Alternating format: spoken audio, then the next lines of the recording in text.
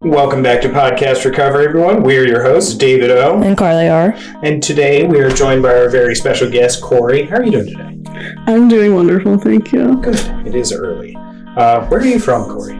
I am from Columbia, Maryland, but I'm originally from Hagerstown. Okay. Ooh, Did you go to high school in Columbia? No. Oh, okay.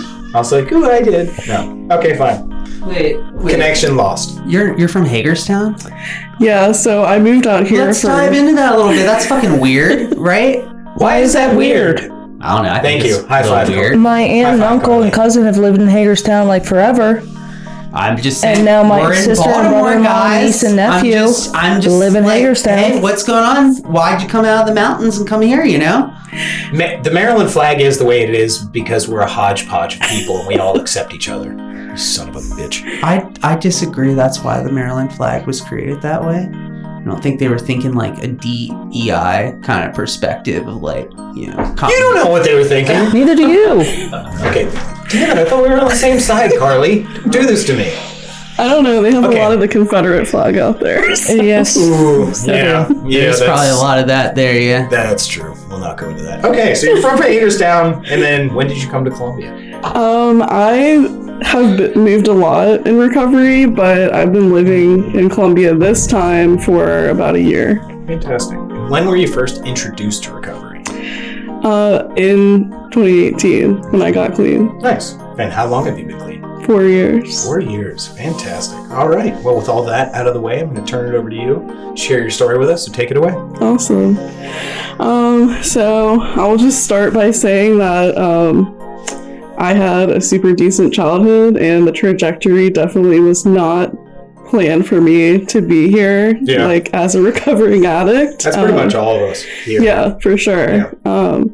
I felt like, you know, from a pretty young age, like people were making plans for me.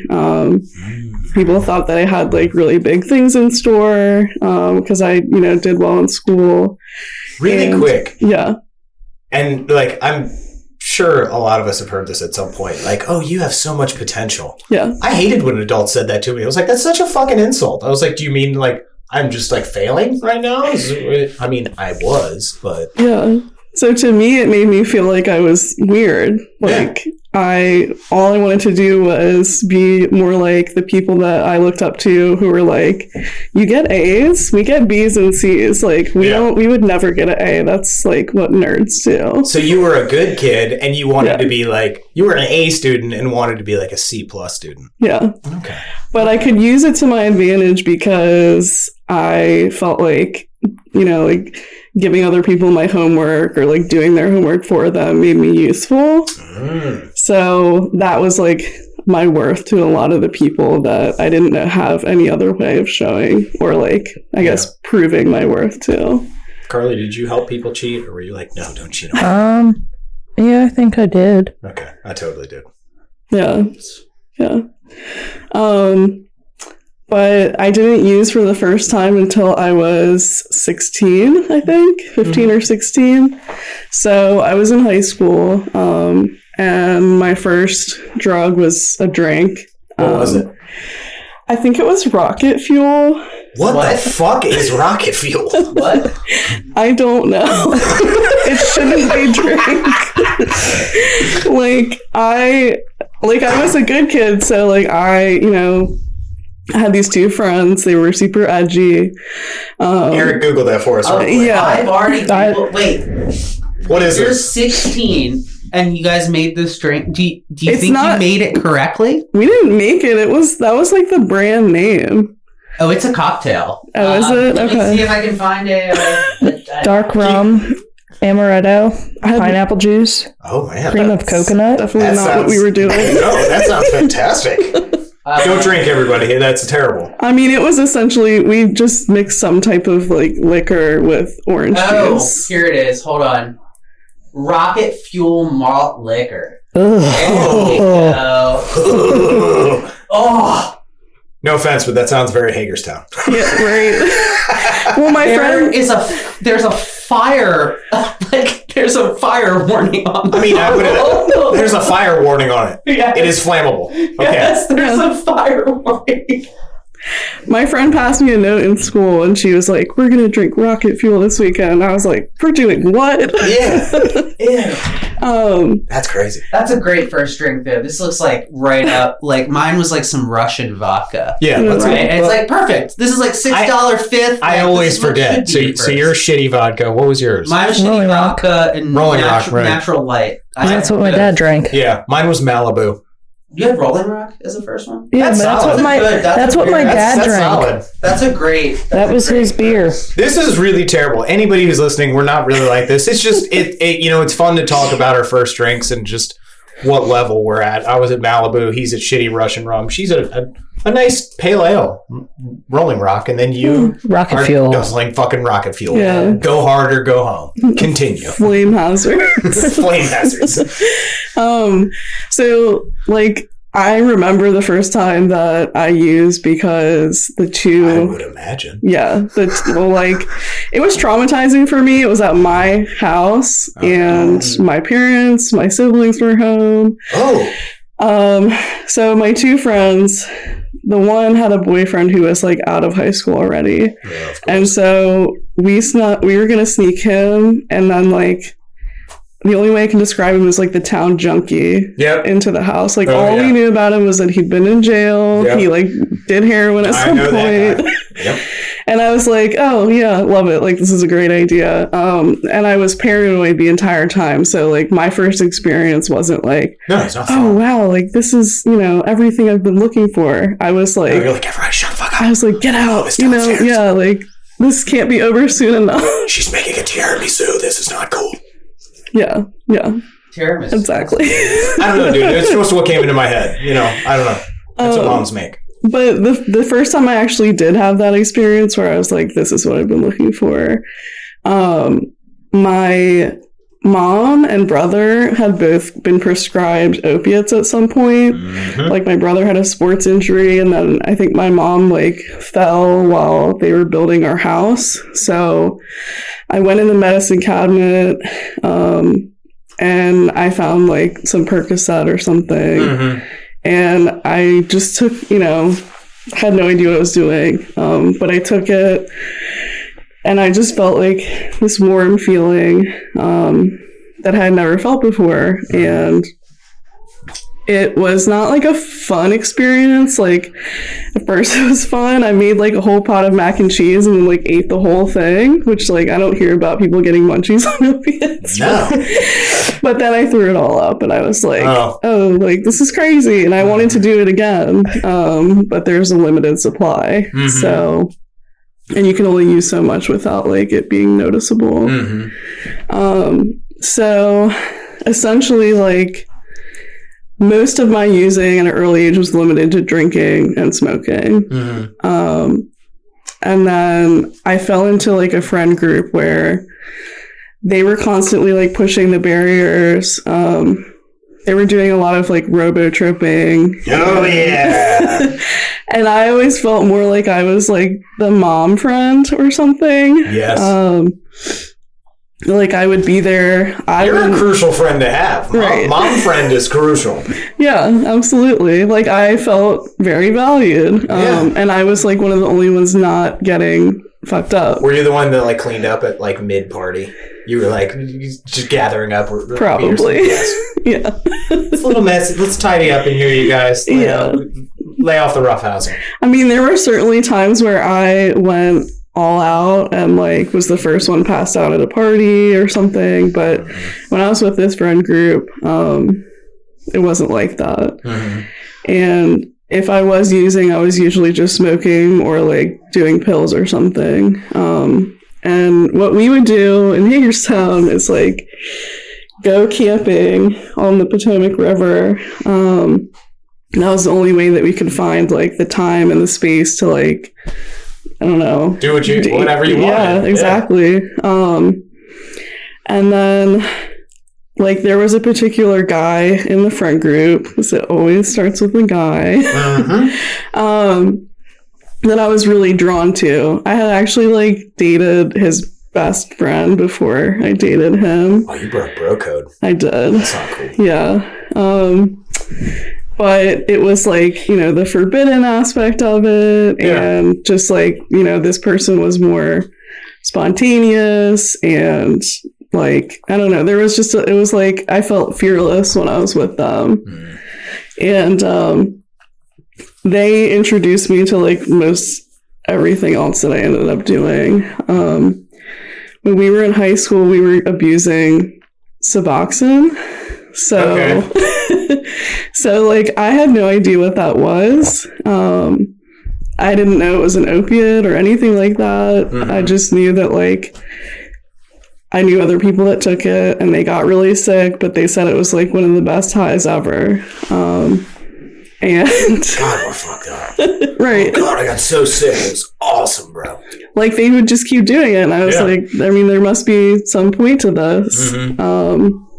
So just to fast forward a little bit, like, I ended up graduating, going to college because that seemed like the thing to do. Where'd you go to college? I went to college at Rice University in Houston. Okay. Yeah. Oh, wow. Yeah. That's a good college. Thank you. I mean, I didn't finish or anything. Well, I didn't even go, so I'm way bottom of the totem pole in this room. It's okay. I did go to HCC. Go Dragons. I went to HCC too. Same. Shut the fuck up, Eric. I did. Probably longer than you. That's so rude. That's so rude. 100% accurate. Yeah. Okay. So, like, I'm sorry, I was just there. Fuck you.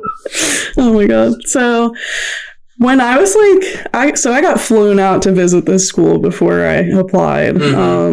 Like, they recruited me, and when I went out to visit, the guy that I was talking about earlier, his name's Christian. I can say that because he's no longer with us. But he basically, like, we were just hooking up. There was never anything official.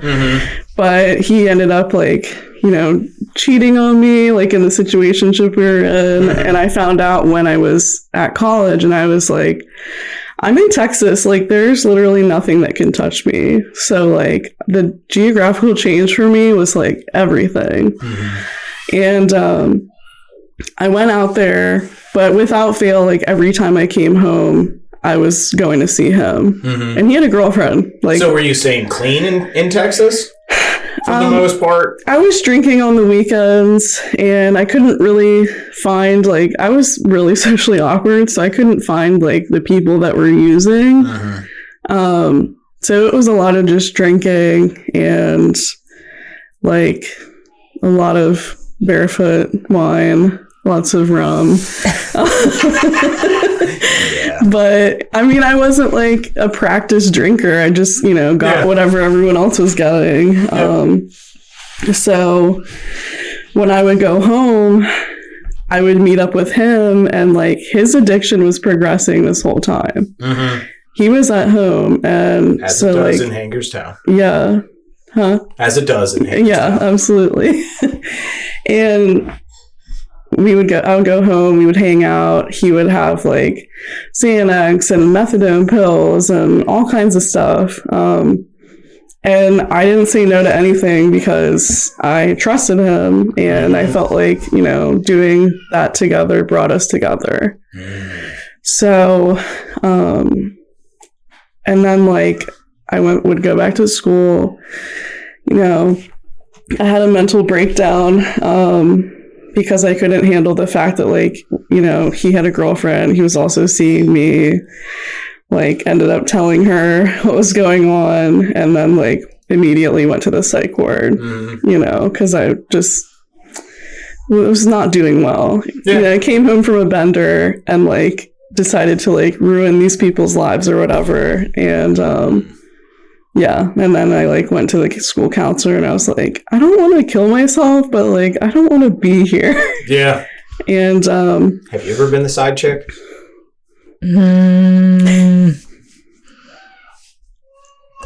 No. Okay, that's on brand. If you said yes, I was gonna kind of be shocked. I was like, Harley, yeah, you homewrecker? What's wrong with you? I don't I'm think kidding, so. you're not a homewrecker. No, you're good. I don't think so. Okay. Don't recommend it. No.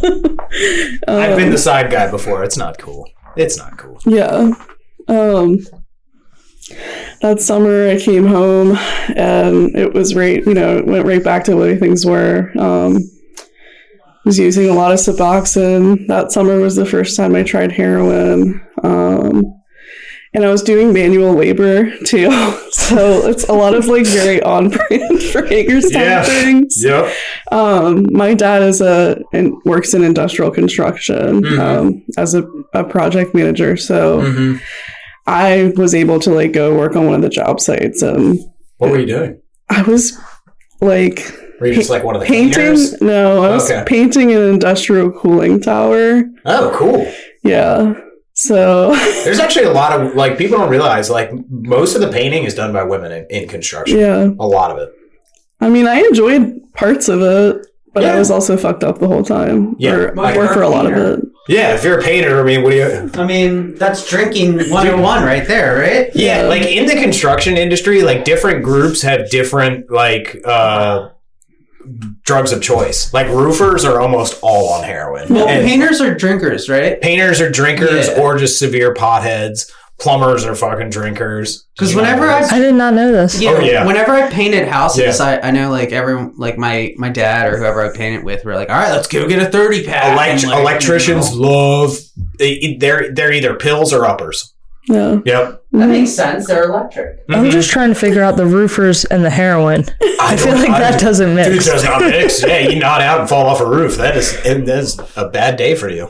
But it is a thing. Roofers are either current or former heroin users. Maybe the heroin users should be closer to the ground. Yeah, I agree. Yeah, they should. Yeah, they should be diggers, or maybe just like the guys who hold the stop diggers. signs. They just fall like into the hole. Like, is it? Am I slow down or is it stop? I don't know, bro. Just go. Maybe it adds to the high or something. It might. Yeah, the heat. Just I don't know. Who knows? But yeah. So like. My addiction was progressing too, although like I definitely didn't see myself as an addict. I just saw myself as someone who was experimenting. And everything kind of changed like the winter of my second year in school, where I like once again came home, broke up with my, whatever, boyfriend, not boyfriend. Yeah. And I like reconnected with an old friend, the same friend from the first night I drank. And so I was going to go spend New Year's with her, and she didn't get off until like 11. So I was like, I went to the party with her boyfriend, who was also there the first night I drank. And I remember like explicitly telling him, like, I just, went through this breakup. I don't want to like, do anything with anybody. But I do want to like go all out. So like, will you keep an eye on me? And he was like, yeah, absolutely. Like I got your back. And all I really remember from that night is like in the beginning drinking. So when I had been to the inpatient psych ward, I had been prescribed Klonopin. So I was drinking on Klonopin and psych meds. Yeah. And like the last thing I remember was smoking weed. And so like I got all kinds of stuff in my system. And then I woke up at like 2 or 3 a.m. in like a pitch black basement. And I didn't know what was going on, but I knew that like somebody was on top of me, and just like a trigger warning for anyone listening, but because it is going to go into assault. But like I thought I was in a dream, and I'm slowly becoming conscious, and I realized that like the person who is on top of me is my friend's boyfriend, and it didn't stop when I asked it to stop. And so essentially like, once I started crying and making enough noise, he was like, okay, like, went upstairs, went to like lay down with his girlfriend, and what the fuck? And I went like, I'm still fucked up, but I'm like alert now. So I'm like walking around the party just trying to like find a lighter so I can go outside and smoke a cigarette. And like no one will help me. Everyone is like passed out, and they're like, like go to sleep, like whatever. So I end up calling my parents and I'm like, I don't know what just happened, but I'm pretty sure that I was raped. And like they came out at like 3 o'clock in the morning, called the police. So I went through the entire process because I thought that was the right thing to do. Yeah. And like essentially the result of all of that, of like being interviewed several times and like going to the hospital, getting a kit done, all of that, was like I lost my entire friend group because nobody believed me. And people were like, well, nobody believed at that time, like if you were fucked up, like you can't consent. That's not how people looked at it. Yeah. And nobody else like were witness to like everything else that happened. So essentially like, the cops were like, well, it's your word against theirs. Like we can't pursue anything. I didn't know what else to do except go back to school. Yeah. Because I didn't even want to be in the same state as like any of these people. Yeah, fuck no. And I went back to school. I think I did okay for like 2 or 3 weeks. And then I just spiraled out. Like I was on an inverted sleep schedule, so I was awake when everyone else was sleeping. I wasn't going to class. I had gotten like, disability services to write me a letter, so I didn't have to go. I could like miss class, be late on work. Mm-hmm. And I was pretty much just like holed up in my dorm smoking weed for until March when I ran out of money and I had to come home. And I spent like the next year and a half doing exactly that, like smoking, when I woke up, on breaks at work, when I got a job, and then like when I got home until like very late at night. And during all this time, like the guy that I had been seeing on and off, he had gone to jail, on a probation violation. So we started writing each other letters. Okay. Yep. Because like I don't know, I felt like I had nothing. Like I was, starting to get some pieces of my life back, a little bit of like mental health regain. But I was always drawn back to this person. Like I couldn't let it go. Yeah. And from the time like he was in there, we were planning to meet up when he got out. And I very naively was like, oh, like he's been in jail, he'll be fine. Like he's gonna come out clean, and like this is gonna be. Was he in jail in Hagerstown? Pennsylvania. Oh. Yeah, Adams County. Oh. Yeah, I've been in jail in Pennsylvania. Yeah. It's not fun. No. Not fun. He was there for 14 months too. So he was like very much taken out of society, and yeah. And obviously you can still use them there. Like I was naive, so I didn't like think about all this. Yeah. I'm just gonna lash out for a quick second. Yeah. Fuck you, Pennsylvania, your shit ass jail system. Pennsylvania people are fine. Your jail system is fucking trash. It's okay. I have a resentment against Pennsylvania too. But all right. Fucking A. There's 2 of us. You hate Pennsylvania too? No. Oh, goddamn. I have no reason to. That's fair. But I support you hating it. Nice. I love you. You're the fucking best. So the first day he gets out of jail, like I go to meet him and he's already high. And he turned 21 in jail, so his addiction back out started it with alcohol. Mm-hmm.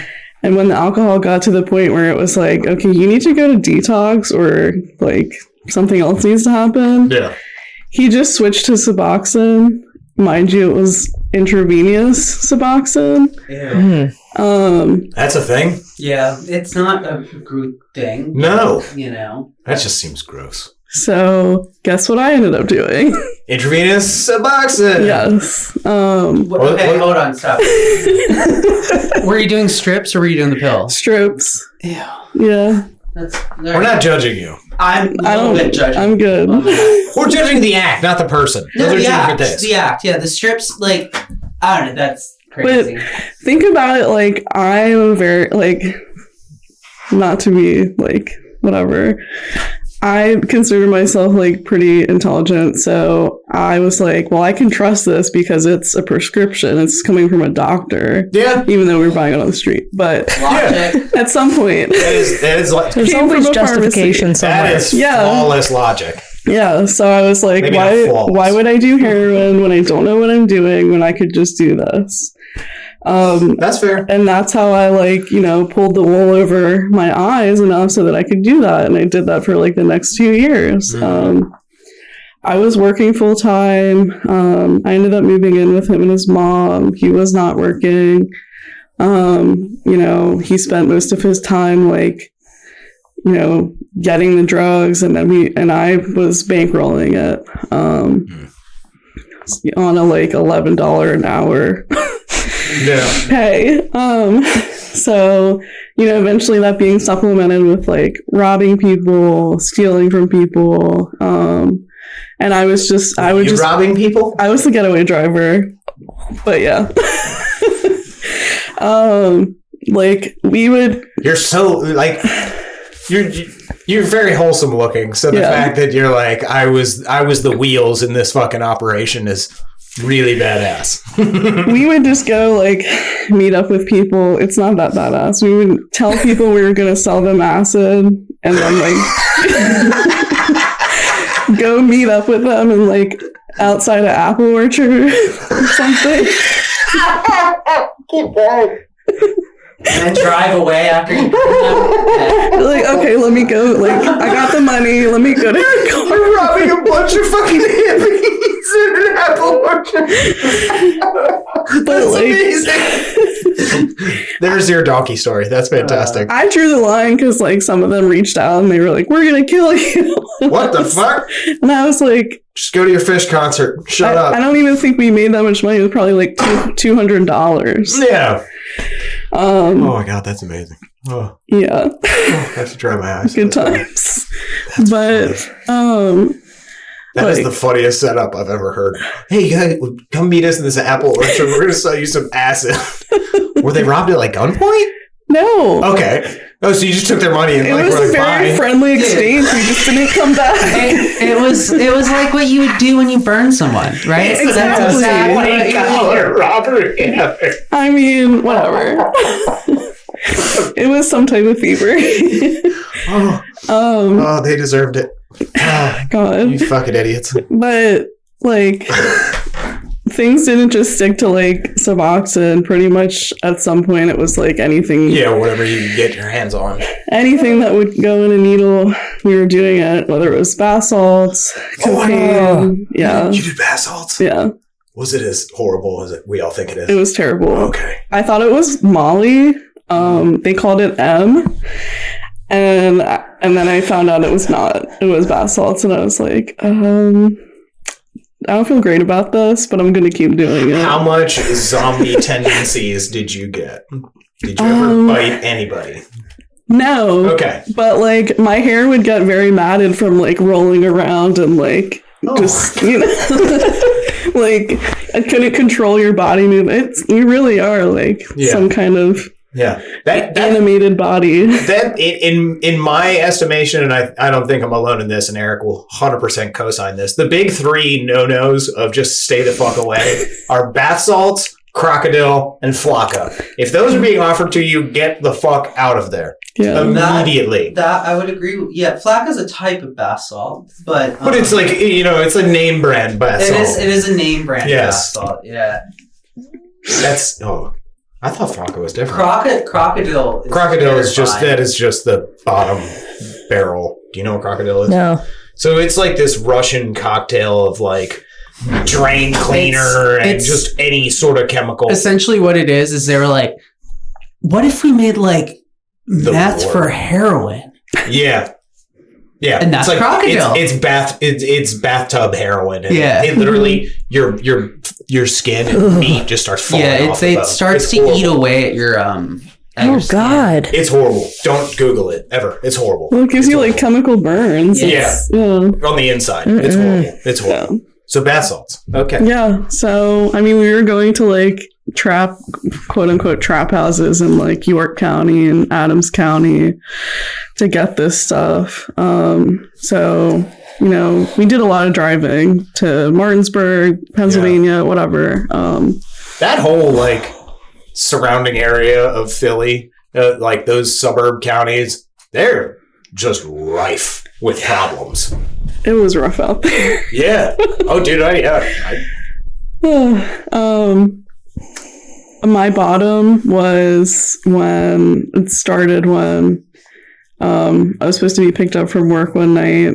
My boyfriend didn't show up, and I got his aunt to pick me up. When I got home, he was in bed with another girl who coincidentally had to like shave all of her hair off because of that whole hair matting thing I was just talking about. Oh my God. So I like... What?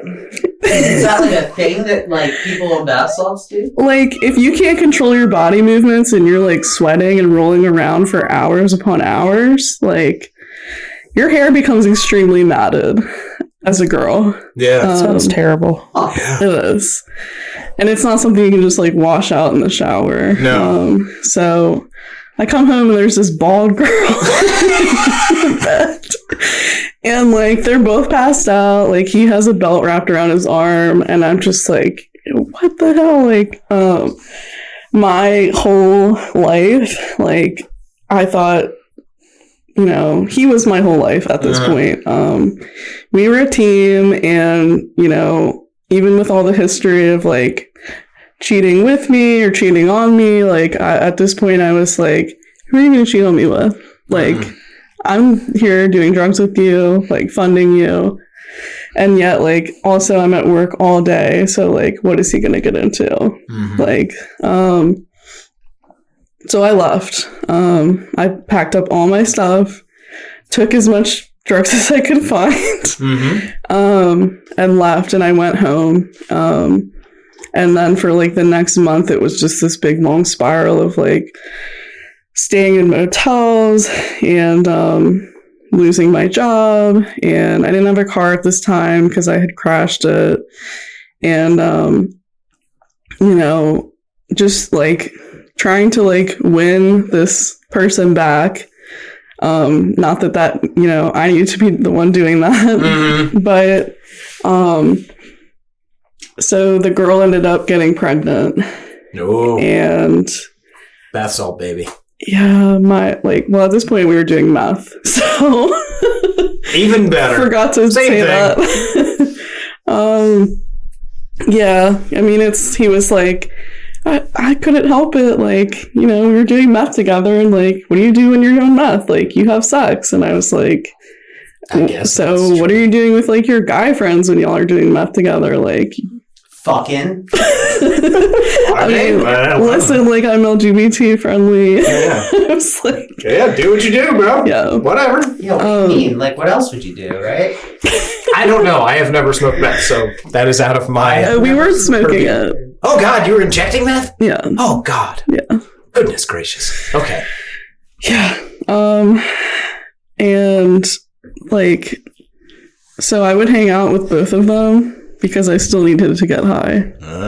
And my bottom was like sitting on the floor of his room there, like in bed, like watching TV or something. And I'm just like trying to get on, and I can't, and I'm crying, and like, And she's pregnant. She's pregnant. Is she doing meth? She's doing meth and heroin. Okay. Did the baby make it? I'll get there. So much suspense. That's very good. Fantastic. I had my last fling with him. I mean, like trying to wrap up my little whole drunk-a-log thing. But had my last fling with him when I was trying to make some money house sitting for my neighbors. They lived like 3 or 4 houses down from my parents. So my idea was that we were going to hang out this one last time, just the two of us, do a bunch of drugs, and then I was going to be done. Like, I was going to wean myself off of Suboxone, drop everything else, probably just smoke weed or whatever my bright idea was. And like, it's safe to say that ended horribly. It ended up with like the house was a mess. I blacked out. Like whenever I would be in mess psychosis, I would take a bunch of Seroquel to try to go to sleep, and I like end up sleep for like 15 hours when I do go to sleep. Yeah. So when I woke up, like jewelry's missing, medications are missing, the house is a mess. The girl ends up being there. Another guy ends up being there, and it was just really bad. And I had to go to like family dinner the next day. So I'm trying to figure out how to like make this right. And I can't, basically. Yeah. My neighbors are like, when they get home, they're like, we need you to come over. Yeah. And they walk me through the house, and they're like, this wasn't like this. This wasn't like this. Like, things are broken. Things are torn off the walls. Like, what happened? And I tried to tell them that, like, I like had a friend over because they like, I owed them like $20 or something, and they must have seen me like put the garage door code and I didn't know how the house got like that. It was just terrible lying. And like after the fact, they said like when they talked to me, it looked like there was nothing behind my eyes. Like I was just gone as a person. So my parents, I'm sitting out on the stoop like a day or two later at my parents' house, and my parents pull me up and they're like, we need to talk to you. They pull out a Ziploc bag that has a syringe in it. And they were like, at this whole time, like, nobody knew what I was doing. There were some suspicions because of how I showed up to family functions, or how I never had any money, or like the fact that there was like sores on my face and in my scalp and stuff. Like I was a hot mess. And so they asked to see my arms because I had a history of self-harm too. And I'd been wearing long sleeves all summer, and I couldn't do it. I was like, I can't show you my arms. Yeah. Any parents out there who are listening, if your child is wearing a fucking hoodie in 85-degree weather, maybe, repeatedly, like you might want to think about some shit. Oh yeah. I broke down. I was like, I had nothing left. So I broke down and told them everything. Not everything, but enough that I was like, I'm like dependent on drugs and I can't stop doing them. And yes, like I had people over, we were doing drugs in this house, whatever. Not whatever, but I asked for help. Like I needed help. I gave them all of like my works and my drugs and everything. And spent the next 3 days like kicking at my house until we could get a bed in like a treatment center. And I ended up going to Mountain Manor in Baltimore. In Irvington? Yeah. Oh, fantastic. Oh, yeah. What a great reference. Dude. That's the only good reason to go to Irvington. Yeah. Collins. What were we just talking about? Up. Like, this shows you need to go. Right? To Mountain Manor? No, to Collins. God. To go to the thrift store. No. Okay, if you arrange it, I'll go with you, Eric. So for me, coming from Hagerstown... I want to come. You want to buy some trash? I want to come. All right, we'll buy some trash. We'll make it a thing. Okay. Heck yeah. Nostalgia. So, yes.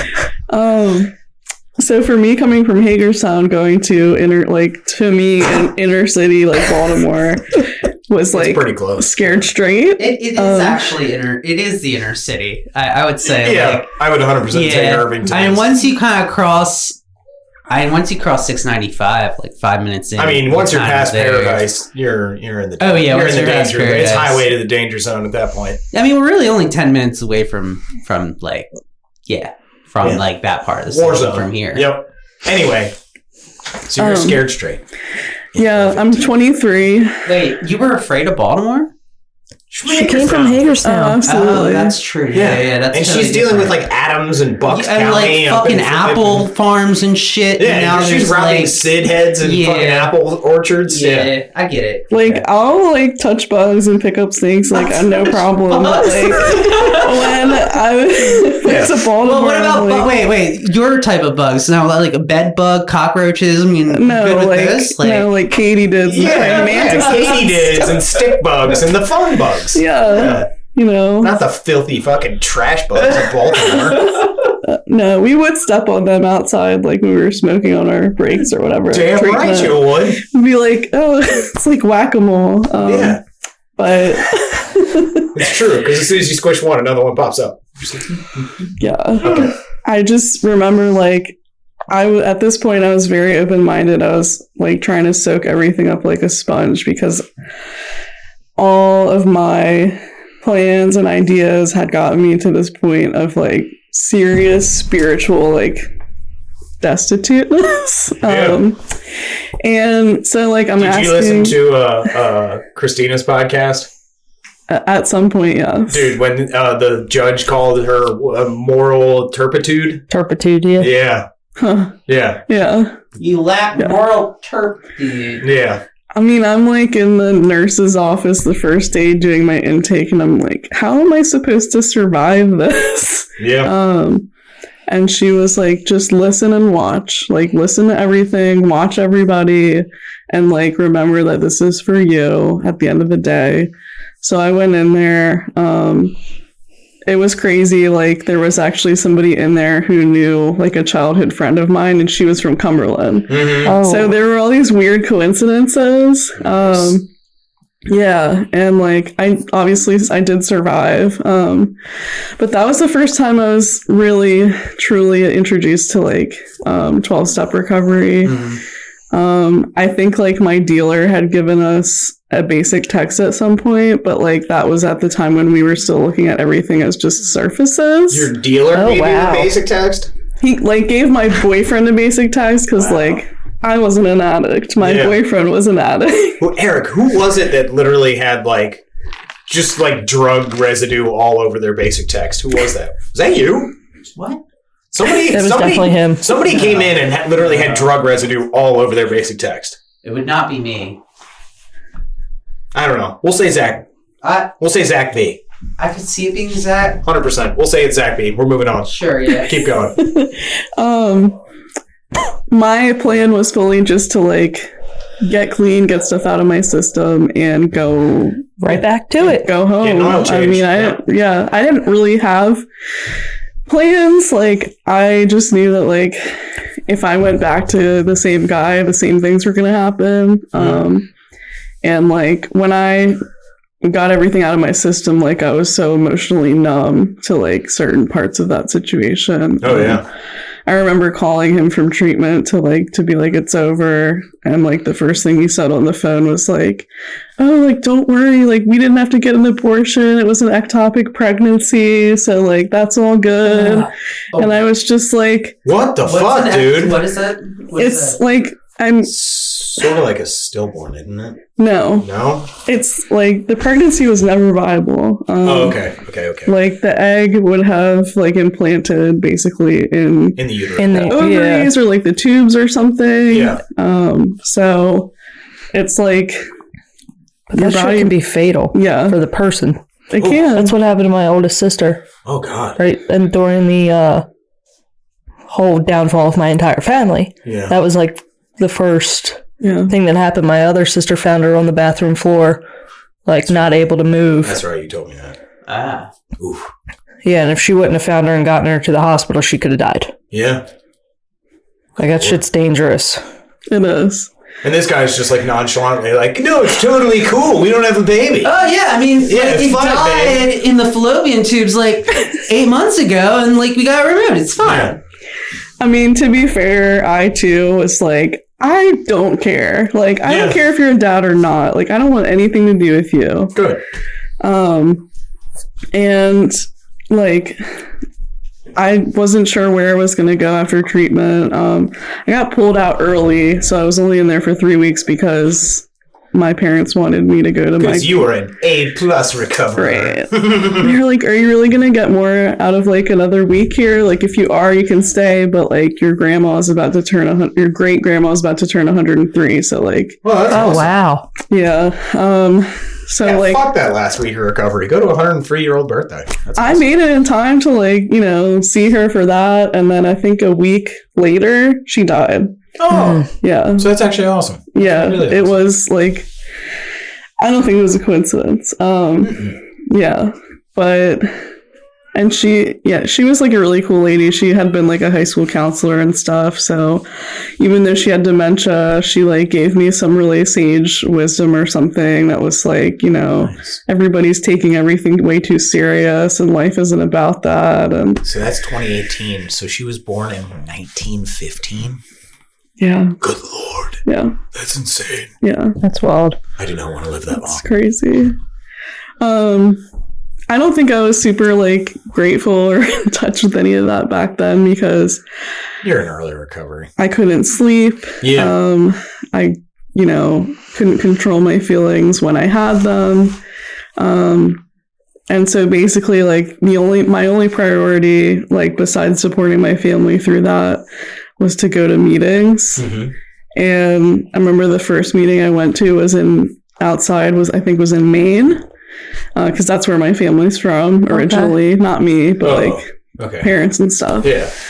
And so I'm in this like it was an AA meeting with like 2 or 3 like older dudes. Yeah. And my mom and me. And you know, I told them like exactly what was going on, like how I just got out of treatment and I didn't know where I was gonna go live, and basically I was on like a vacation until I figured all that out in Maine. And you know, it was super weird to me, but they really embraced me and they were like, everything's gonna be okay. Well, they're like, practically Canadians. I'm sure they're very welcoming. Yeah, they were. And of course they're like talking to my mom too, like she's gonna be okay, like you know, and then good on you, Maine. Right. Props in the Maine book. They were sweeties. Fuck Pennsylvania. So I grew up, before we moved to Hagerstown, I grew up in Severna Park till I was 10. And I was like, maybe if I go back to like before Hagerstown or something, like things will at least be nostalgic or different or like, I don't know. So I ended up moving into a recovery house in Cape St. Clair, which is like near Arnold and Annapolis. And I spent like the next 3 years in these recovery houses. Nice. The first year as just a resident, and then the next 2 like working for them as an outreach worker. And like I knew a lot of people who said that like those recovery homes, Oxford houses, like did so much for them. But it was definitely NA that saved my life because I had no capacity to like make friends or anything. I just remember going to meetings and really just clinging to people like little baby deer. Yeah. And like I would meet one woman, she would introduce me to like 15 women, and like that's how I met my sponsor. Her name's Abby F. Okay. Yeah. So this was in Bay Area. And she was just like the one person who like hugged me and like looked at me like really warmly and was like, I would love it if you called me. And I was like, really? So like we went out to Panera together. I told her my story. I've had so much recovery in a Panera. I've done so much step work in a Panera. So strange. It's a great place. It's very wholesome. Dude, you get a nice fresh onion soup and a bread bowl going over recovery? That's a good way. It's a good way to go. Their food is trash. I think you're trash. Fuck you. So bougie for somebody that goes to college. I know. This guy he's fucking buying trash in Irvington talking shit about bread bowls at Panera. I'm a little bougie. You are so high and mighty, you turd. Come down from your ivory tower and onto your high horse, you fuck. Oh my god. I'm sorry. That was That was really that was really aggressive. There's a lot of I'm gonna roll that back. There's a lot of resentment under David for like certain people. Eric, I love our rivalry so much. You are my favorite rival in my entire life. I guess I don't have a golf hole for you to shit in, do I? That was a low blow. I told you that in confidence. You told it on a podcast. I told it on the podcast. I've told the world. I shit in golf holes. I'm sorry. I'm sorry. Whoever had to clean it up, I'm sorry. Keep going. You're so confused. Anyways. Don't listen to my podcast. It's just like, why did you do those things? You're a piece of shit. We can rehash this a little bit. He used to shit in golf holes when he was a high schooler because he thought like he had a resentment. I thought I was getting back at the man. He had a resentment against rich people. But it was just some poor groundskeeper was cleaning up my shit. Yeah. So I brought that to light when he was like bragging about it. I was like, yeah, there's no way that like a rich person touched your poop. That was the grounds crew.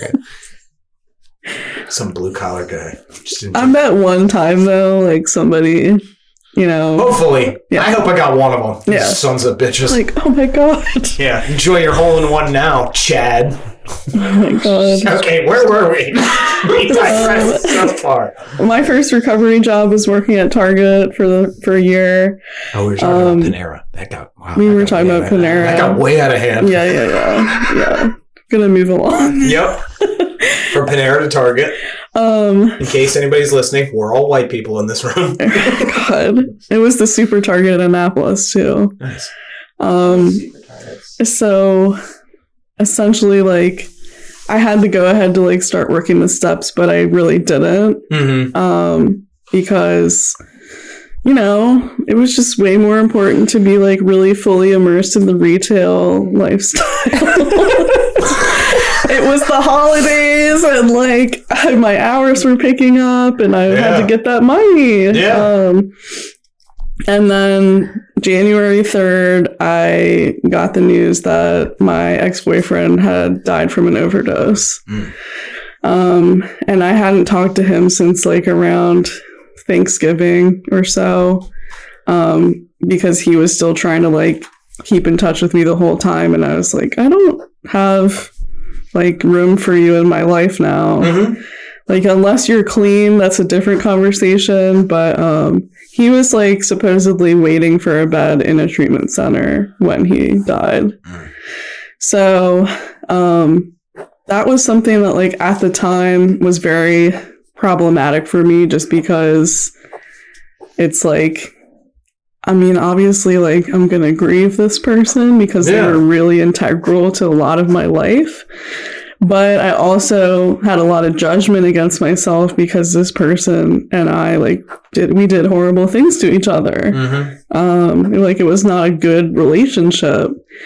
And so I think I suppressed a lot of that for years until, like, really this past year when I've kind of been able to, like, give myself over to like having some emotions and knowing that like I'm not gonna, I'm gonna survive them. Mm-hmm.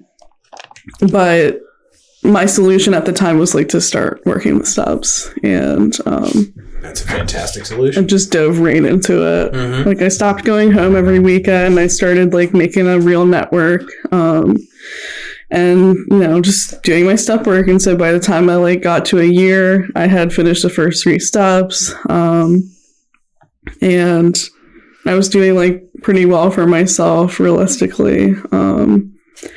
And I think by, not to like skip over everything, but by like year 4, I got this past summer, like I had gotten through all 12. So work like 3 steps a year, and like that's always finished before me. That's always been a consistent for me. Like when stuff, because I still deal with like a lot of like relationships are like kryptonite for me. I still haven't figured that one out, and I'm taking a long break from that one because it's just like I have a lot of trauma and stuff I need to work through. Mm-hmm. But like in the step work, like that's where that stuff can come out and I can process it, and then I can go like talk about it with my sponsor. Mm-hmm. I've moved around a lot, so my network has changed several times. I moved to Linthicum, Glen Burnie, Columbia, back to Glen Burnie, and then now I'm in Columbia. So I kind of settled in like the central Maryland and west side Baltimore areas. And it's the best area, really. Yeah, they're good. Columbia, you have like the luxury of choosing between like a few different areas. Oh yeah, you can go to Laurel area really easy. You can pop up to Catonsville. Yeah, but really, like in Columbia, there's not much recovery. No, in Howard County is very barren. Yeah, which is kind of a shame. Unless you go to they have a lot of AA, but NA has not really taken a hold. So Howard County, step up your fucking game. Yeah. Like the Serenity Center used to be a little bit poppin', but COVID kind of did that one in. COVID did a lot in. It comes and goes. COVID was like really a huge bolster to like my recovery, because that was when I started making my network around here. Like I was living in Columbia. I had just opened an Oxford house for women, and I was living there, and like we opened it March 1st, and by I think March 15th or something, we were shut down. Shut the fuck down. Yep. So I made a whole network entirely on Zoom. Nice. And I ended up dating somebody who lived in Tennessee that I met on Zoom. And like everyone else is quarantining. Like there was a couple times where like we met up halfway in Virginia. You quarantine? We did. To see your Zoom boyfriend? Oh, I'm judging you on that one. Everything was so boring. No, I know. And it was exciting, and and then I visited him in Tennessee, and that stuff didn't work out. But that person was like very important to me, and we're coming up on like the 1 year anniversary of his death, because like he died too. He got, I believe, 3 years clean and had worked all 12 steps and like stopped going to meetings and stopped doing all the things. And he could talk, like his parents were in AA. He could like talk an amazing, recovery, whatever, but wasn't, living it. And so this past year has been a lot about, working through grief, working through like the ways that I handle grief, the ways that I, process the hard things. I'm on my second round of steps. So like what addiction looks like today for me is a lot different from what it used to look like. Whether it's food or sleeping or sex or like inappropriate relationships or like whatever, and I really feel like I keep coming back because not only because of the people, but because like this is the only thing that has ever worked for me. Like I have an amazing life now, even with like all the things I struggle with. Like I work for the state, helping people, people in recovery, out of recovery. I work in a high school, so I help kids that are like just getting started. Oh, that's my dream. Yeah, I love that. And it's been truly amazing to get to do all those things and meet so many people and do things I never would have done on my own. So yeah, I don't know what else to say. And you've said plenty. Fantastic. Thank you. We definitely have some questions for you. Carly, you go first. Really? Yes, 100%. Wow. Okay. So you mentioned now working in recovery. So how do you balance your own recovery with working in the recovery field? That's a great question.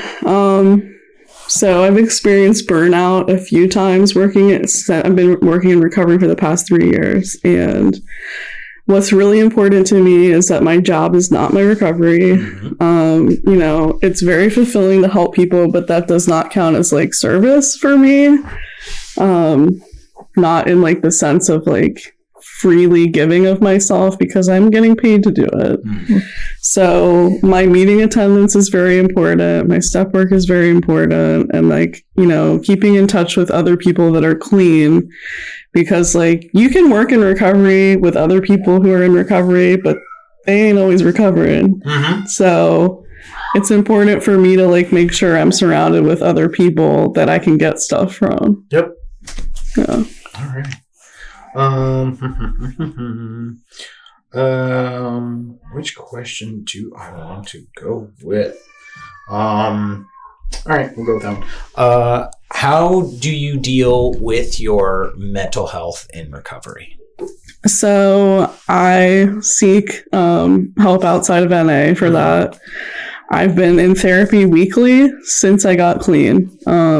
And what's different now as opposed to like when I was in therapy from like 16 to 19 is that I'm actually honest with them. And like I try to let them take the lead sometimes because I used to just bullshit my way through therapy. Yeah.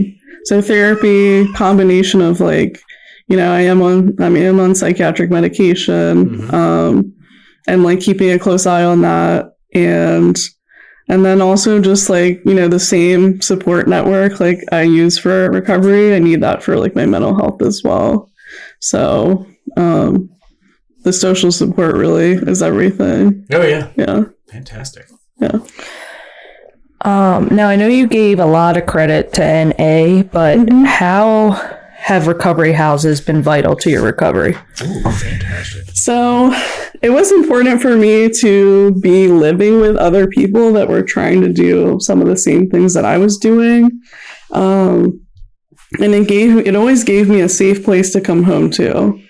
So I love my family, but if I would have tried to get clean with them, I know I would have been stealing their car and going out and doing like what I've been doing like right away. And I still had a car and everything, but when I'm coming home to a recovery house and I have like, you know, there's something at stake, like my shelter is at stake for staying clean or even just behaving, doing my chores.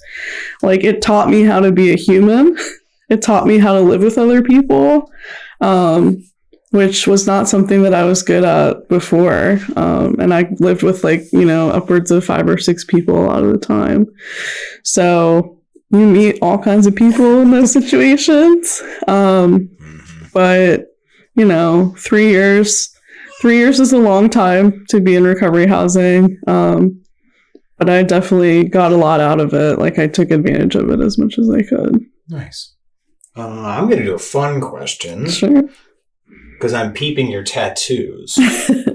And what kind of owl? And is that a vulture or a condor? It is a vulture. It's a turkey vulture. Okay, it's a turkey vulture. Yeah. What is the significance of those? Because actually, all 3 of us have birds. Okay. Bird tattoos. Yeah, this one's So go round. a barn owl. But You too. Okay, barn owl. Yeah, but this one's more significant, the turkey vulture. Okay. That's the one I was really curious about. Why the vulture? Like, I think there is something really symbolic about it's almost like a kind of like a phoenix to me in a way, because it makes something, it makes life out of like death. Yeah. And when I was like driving over the Severn River or whatever, fucking everywhere to Annapolis for work in my first year of recovery, I would see them and it would remind me to pray, because I'm like really not good at like doing routines. So it would remind me to pray, and I was like, oh, I'm gonna like get it on my arm. So like, it doesn't really remind me to pray now. Yeah. But it still has that significance. Fantastic. Your birds, Carly?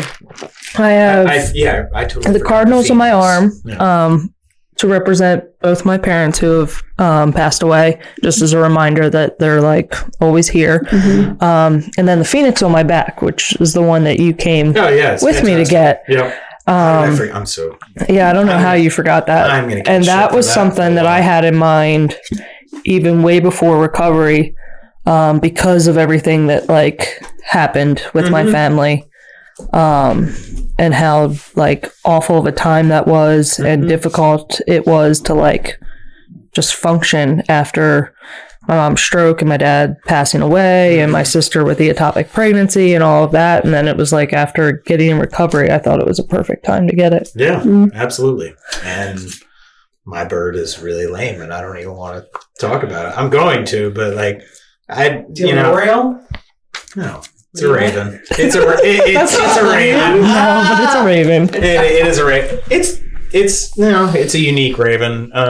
I don't know. It's not Baltimore Raven or anything. No, it's not technically. It does have like the B in the middle for the heart, but it's based off like the Northwestern Indian design. So it's really cool looking, but it's purple and black and everything. The trickster raven. Yeah. And I just love there's so much symbolism with the raven. Like they're just such an intelligent bird, and they make connections with a lot of other animals in order to survive. So they're very not only social within their own group, they're social with wolves and bears and even like bald eagles. So it was more than just the team, because I also like that. It's a fantastic bird. Yeah. But tattoos I love that. Tattoos and recovery are great. I love them. For both of you. Eric, you should get one. No, I'm good. Okay, fuck you. Thank you very much. All right, I am going to do a serious question now. Why'd you get to go 2 in a row? That's a good point. You go, Carly. Wasn't seeing that you've worked all 12 steps and you're on your second round. Which step has been most important in your recovery? I'm gonna say probably step 5. Okay. Tell me more about that, because I've been stuck on that one for 6 months now. Just because I've been avoiding the steps in general. Like step 4 and 5 together, but yeah. Eric is brewing over there. I feel like there's an unspoken conversation. Have you two going on both here. not finished your steps yet? No. I don't. The level of condescension in your voice right now is not appreciated. Roll it back a little. I'm just saying. I mean, There we go. It's a marathon, It's not. not a sprint. It is. Thank you. It's a journey. Yeah. How long have you been clean now? Why don't you mind longer than you, bitch? How many times have you finished the steps? How many times did I get clean? Once. How many times did you get clean? That's okay. We're talking about step work right now. We're not talking about clean time, right? You just brought up clean time. That was We're talking about that's you. step work. We're talking about step work. No, we're not. We're talking We're about clean step time. work. You son of a bitch. Yes, you have finished the steps. I'm still on step 11 with 10 years clean. 5? Why are you stuck on 5? I'm not stuck. I just put it down and never picked it back up. So you're just letting it sit there, Yeah. marinate. It's marinated. Yeah. I wasn't stuck. That's your 6th step. You're supposed to let marinate. I know. And part of it is also because I'm avoiding getting to my 6th step, because I saw You can what Miranda went through. Yeah, you can keep your character defects for longer if you don't get to 6. That's fact. No, you do. That's a fact. No, you get to keep them. You don't get rid of your character defects. Yes, you do. You give them to God, dude. Oh, Jesus Christ. I sat and watched put them in a balloon the and you torture that send them to Miranda went Jesus. through on step 6, and I was like, all right, I'm not going to rush to get there. Yeah, but Miranda's also like kind of bad shit. Hey, don't talk about In the her best like way. that. I love Miranda. I love Miranda too, but come on, let's be honest. Like, I've met her. I don't talk about remember my what sponsee she sister. looks I like. love Miranda. That's right, Carly. I absolutely love Miranda. You have to admit she's at least 10% bad shit. That's it. 10%. 10%. I'm saying 10%. I'm a solid 25. Easy. I'm just saying game recognizes game. So- She's bad so shit. I'm hold bad on. shit. Duster. Guys, you guys have stuff to do, but Carly's why gonna is hurt step 5 your favorite? Thank That's you, a because weird I want to one. know more Thank you about for that. wrangle that back to me. So Don't hurt me. basically, like, I'm going to do a nature analogy right now because I'm really into nature. Fantastic. I am too, so this might be helpful. There's a bug called a junk bug, and it turns into like a really beautiful bug called a lacewing. Oh, the But swing fly. It's called a junk bug because it picks up stuff from its environment and it eats other bugs, and it like puts all of like the skeletons of the bugs it ate on its body to camouflage itself. So it's like defense mechanism, right? When I get to step 4, I feel like I have a lot of skeletons. Feel like I have a lot of shit to work through. And when it's great to write about it in step 4, but when I was able to talk about it with my sponsor, that's when I felt like, okay, like this is a story that I can rewrite. Like I can change the narrative going forward.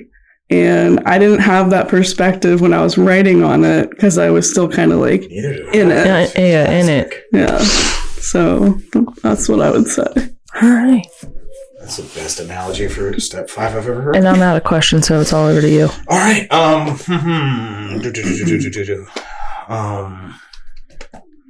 Last question. How important is changing our perceived realities? Because like in your addiction, you talked about how you ultimately had this really good childhood, but for some reason there was a perceived reality that you didn't want to be who you are. And then coming into recovery, intelligent people can often think themselves right out of recovery. But, you know, how do you manage to keep yourself grounded in past, present, future, and your reality? Well, I think the biggest thing is not being stuck in my head, because in my head, you know, I'm thinking about, I don't have enough, I'm not enough, I will never be enough. And when I can talk to other people about what's going on, that's when I, like, you know, get the hope that, like, oh, like, the way that I'm thinking isn't going to stay this way forever. And, like, I'm not going to say I don't struggle sometimes, right? Because, like, I work in harm reduction and stuff. Like, I have to be open-minded. Yeah. But I know that, like, this is the only thing that works for me. And so, like, my reality now is that, like, a lot of the times my intelligence, the rationalization, the justification, intellectualization has been a detriment to me. So sometimes I have to think less. Yeah. Fantastic. All right. Well, we are out of time and out of questions, but we would like to thank our guest, Corey, for joining us today. Thanks for having me. Fantastic. I'm going to give you a quick minute to talk to anybody out there who's struggling, needs to hear that message of hope. What do you have to say directly to them? To those people, I would say you can do this. Be patient with yourself. It doesn't matter how many times it takes. Like, the most important thing is that you stay alive. So whether that means, you know, MAT or, you know, reduction or like whatever you need to do, like, you can't recover without a breath in your body. So I think that that's super important for people to hear. And if you're struggling in recovery, like, I've been there too. And, you know, we can do this together. Fantastic. All right. Well, here at Podcast Recovery, we are aiming to expand the scope of support for recovering addicts. Accessibility and convenience of helpful services is paramount to combating addiction. We work to bring the message of recovery to every addict, wherever and whenever it is needed. We believe that a powerful voice of recovery should be obtainable, practical, and at the touch of a button. Every addict deserves to hear a message of hope, and Podcast Recovery is here to provide it. All right, everybody, thanks for joining us. Check out all our social media, Facebook, Instagram, Twitter. To find out more about us, go to podcastrecovery.com. We are self-supporting, so please join our Patreon because we need help keeping the mics on. Like, share, subscribe. Come be a guest. Come share your story with us. But most importantly, everybody out there, stay safe and stay clean.